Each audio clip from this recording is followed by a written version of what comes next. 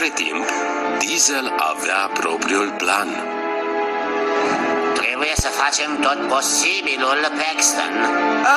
Bine, Diesel, dar încă nu înțeleg planul tău. Planul meu e să dai impresia că ești un vagon, unul din vagoanele mele, ca să parcă duc un tren greu, o garnitură singur, de unul singur. Dacă va crede că sunt mai puternic decât Henry, controlorul mă va lua pe mine și nu pe el, înțelegi? Sunt plin de surprize.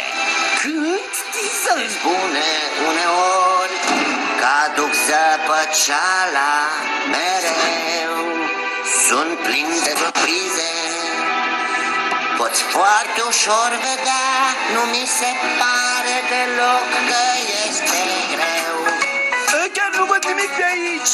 Sunt plin de surprize, se spune uneori că zăpăceala o aduc mereu. Sunt plin de surprize, pot foarte ușor vedea, nu mi se pare deloc că ar fi greu. Unii poate ar spune da, că trucurile vechi dau kicks, dar eu spun că ele rezolvă totul chiar ca la fix.